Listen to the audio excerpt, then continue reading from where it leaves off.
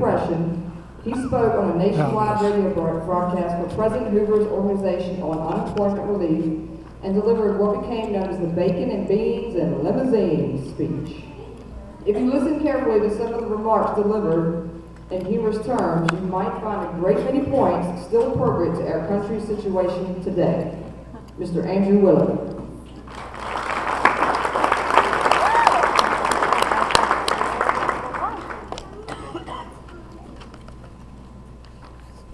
Good evening, folks.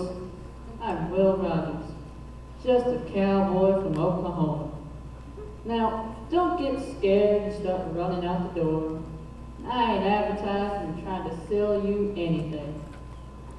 If the mouthwash you're using is not the right kind and tastes sort of like sheep dip, well, you'll just have to go right on using it. I can't advise any other kind at all. And if the vitamins you're taking, well, if they don't lower your appetite, I don't know of any that will. You'll just have to cut out apples, I guess. It's the only thing I know. I was recently invited to visit Washington, D.C. And at first, I just couldn't understand why. Then I went to visit a session of Congress, and I realized that no place on earth is in more dire need of a little common sense. Let me tell you some of the things I learned during my visit.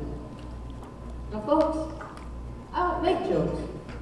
I just watch the government report the facts. There's no trick to being humorous when you've got the whole government working for you. The first thing I noticed was a lot of talking goes on in Congress. There is no race of people in the world that can compete with the Senate with the talking. If I was elected to Senate, I couldn't talk fast enough to answer roll call. With all that hot air being spouted, I think I might have found the real source of global warming. I think someone should tell those folks the story of the mountain lion who ate an entire bull.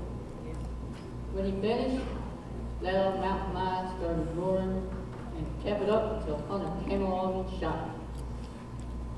The moral of the story, when you're full of bull, keep your mouth shut.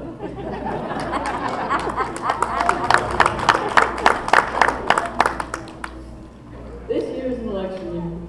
There's people so excited over this election that they think the president has something to do with running this country. If I was president and I wanted something, I would claim I didn't want it. Congress hasn't given any president anything he's wanted in the last 30 years. Be against it, and he's sure to get it. Now, we read in the papers and they get us excited over one or a dozen different problems that's supposed to be before this country. And there's not really but one problem confronting this country at this time. And it's not about the bailout we read so much about. The only problem that confronts this country at this time is the millions of people out of work. That's our only problem. There is no other one before us at all. It's to see that every person that wants to work is allowed to work, and is allowed to find a place to go to work and find some way of getting more equal distribution of wealth in this country. So here we are in a country with more wheat and more corn, more money in the bank, more cotton, more everything in the world. But yet, we've got people starving.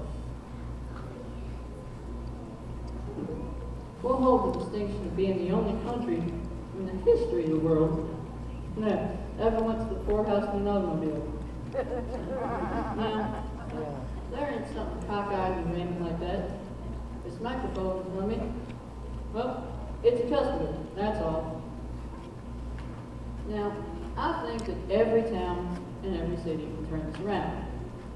In fact, they can't afford not to. They've got the money because there's as much money in the country as there ever was. Only fewer people have it. But it's there. And I think the towns will all raise it because I've been on a good many charity affairs all over the country, and I have yet to see a town or city ever fail to raise the money when they knew the need was there and they saw the necessity. Every one of them will come through. Some in this country, they don't like us. They think we're arrogant and have bad manners and a million faults.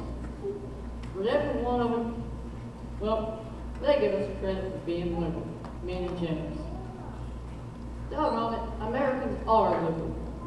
I don't know about America being fundamentally sound and all that after General Dewey, but I do know that America is fundamentally liberal.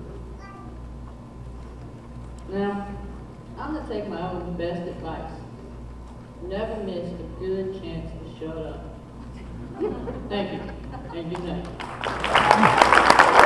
Thank you, Will.